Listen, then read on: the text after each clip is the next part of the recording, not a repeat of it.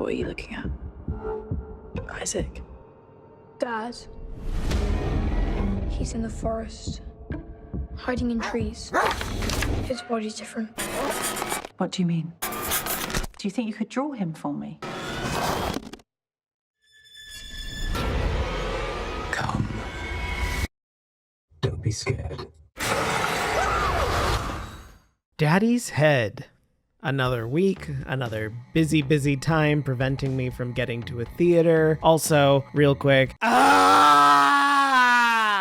in regards to this week, of course. Moving on, I did see Venom 3 though, so that's something. I don't have too much to say about it, so a quick review for that. It's fun, ungodly stupid, but definitely fun if you're a fan of the other two films. 6 out of 10 purely for the Venom-Eddie Brock relationship. They're adorable. It's probably not worth the 6, but still. Back to this movie. I saw Daddy's Head had released on Shudder a couple of weeks ago, and I was curious about it since it did seem like an interesting idea. It didn't quite go the route I was expecting, however, which is fine, but I think the overall product is just serviceable enough, even if the ending is particularly bland. It has a creative monster, maybe a few too many unexplained plot details, and an interesting story about grief and single parenthood that does go somewhere slightly interesting at least. Combine that with the self-taught director from rural England, and you have a nice, creepy story with interesting visuals that just can't quite make the breach into greatness. But the makings of a really good film are in here. You can definitely see the pieces here and there of something that could be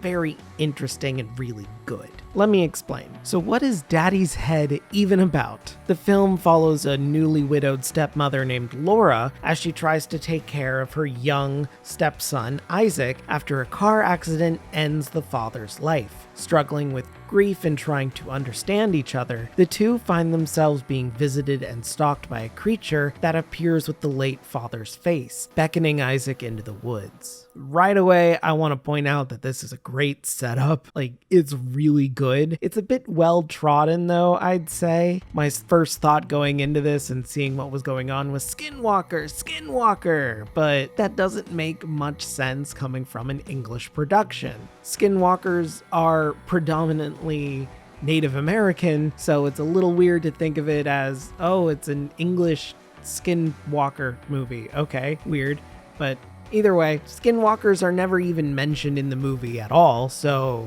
I don't think it's that. The creature does look really interesting, aside from one scene later in the movie that is a blink or you'll miss it moment where the monster very clearly has its quote-unquote face replaced with what I believe to be a rubber mask or something. It looked really bad for that just one jump scare. I don't understand that. I do like how the film never really gets a close look at the creature outside of quick camera shots with it scurrying away or characters running from it, or it's like hidden in the background in the shadows or in tree foliage. It looks cool. When you do see the monster clearly, it's disturbing as all hell. Great makeup work. I think I also really like the ending twist that explains why the creature looks like the father. I thought that was really clever. My only real gripe with this design is that I kind of wish it stuck closer to what I was imagining in my own head, but I guess that's not the fault of the movie, that's the fault of me for putting expectations on it. But with the title of the movie being Daddy's Head, I kind of expected this monster to be like a large disembodied head or something that torments the family. Maybe that would have been a bit too silly, but I feel like it could have been done effective. At least, a giant rolling head of the deceased father tormenting the widow and son. It does sound fun. It in absolutely no way matches the tone this movie is trying to go for, but it at least sounds interesting. Are you gonna tell me it doesn't? I don't know. Oh well. We do get to see some cool scenes of the head itself changing shape in interesting ways, but that's about it for the creature. Honestly, I would have changed the title from the movie too, as Daddy's Head sounds more surrealist or cartoony than this movie is, as the movie definitely takes itself very seriously. So I don't know. The name does stand out though, so I think it gets the job done. I don't really know what else I would have called this, but it's something. Maybe Daddy's Home, but I'm pretty sure that's already a show and a different movie entirely, so maybe not. Moving on. The acting is pretty damn good, especially from Julia Brown as Laura. She goes through a lot of motions of being unemotional, then barely holding it together, to a drunken mess and completely devastated, but she's never unlikable like so many other parents in this trope can be. I like her a lot and the grief that she portrays, but then also her protectiveness over Isaac while still being uncomfortable. It's very clear that she's a new stepmother and they haven't figured out their dynamic very well yet. But it's clear that she still loves him, but feels distant, especially because of the husband's death. I like that a lot. I think it gets portrayed really, really well. Isaac, played by Robert Turnbull, is good too, especially during the emotional outbursts. His character can get a bit predictable, but I think that's more in the writing than anything else, so I think that's forgivable. The creature is actually played by two people. Charles Aitken portrays it when it's wearing the father's face, as he also plays the father, while Matthew Allen does most of the body performance. Charles Aitken does such a good job making this thing look creepy with this demented yet very familiar grin whenever the face is clear. It's wonderfully creepy. I really like it. And Allen does good work with the motor skills of the beast, though skittering about really quickly is pretty much all he does. I think the dual performance works pretty well, but not everything does work.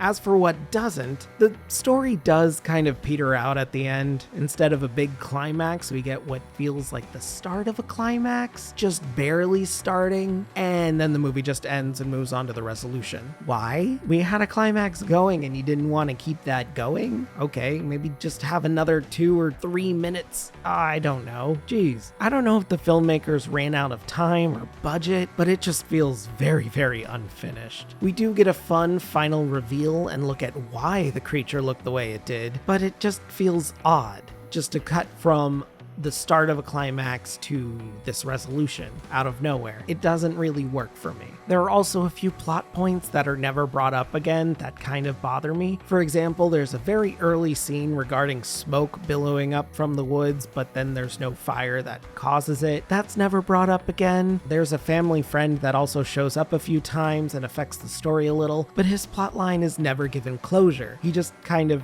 exits the movie in a certain way, and that's odd. I feel like something about his fate should have been brought back, but okay. And the creature also has this weird detail where it can just speak human speech for some reason and talks to Isaac, but why he even wants Isaac to begin with is never really explained. Now that I'm talking about it, I can kind of see that one being left open to interpretation, but it's still odd. I'm not sure. I've seen a lot of speculation online about what the monster's true identity is. Everything from Skinwalker to an alien. A lot of people really like the alien angle, and I can see that, but it's still a little strange and it's never brought up. I do like how open-ended it is, but I just wish that the film could have expanded just a little bit more and given us something more concrete along with a good, proper climax, because as it stands, it just kind of leaves me wanting, which, you know, always leave them wanting more, but I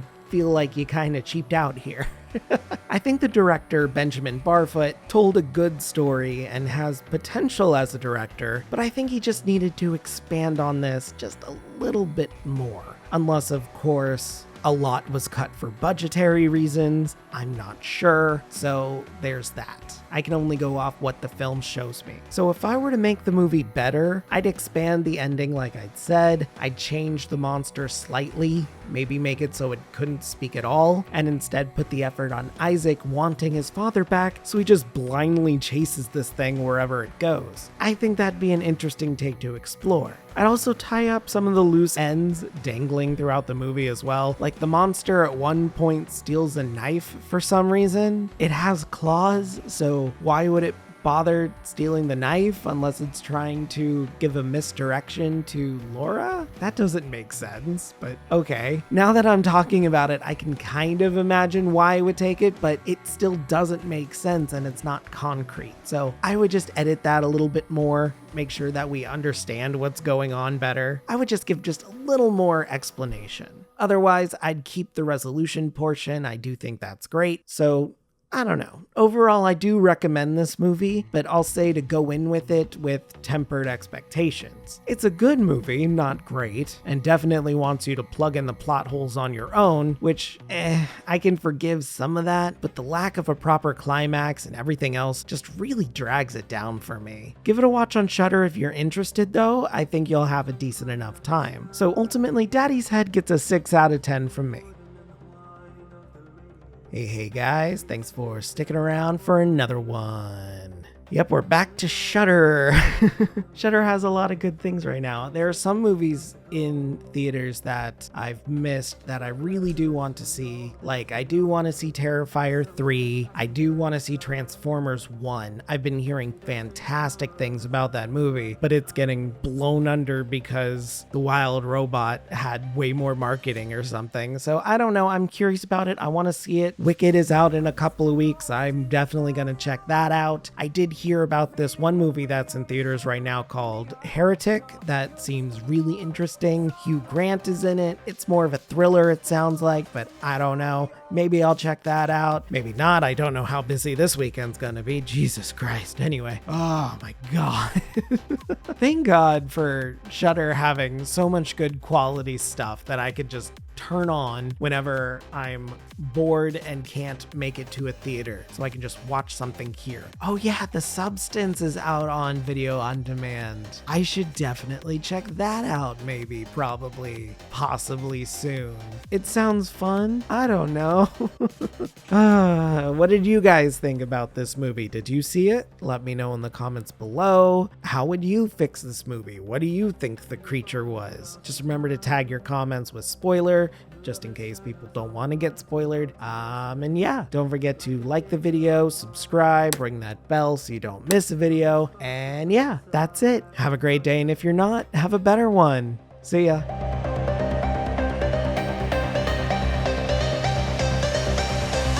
I'm just a ghost in your stereo, the fading memory of a shipwreck in the undertow. You're just a lost soul, and I'm just a ghost in your stereo.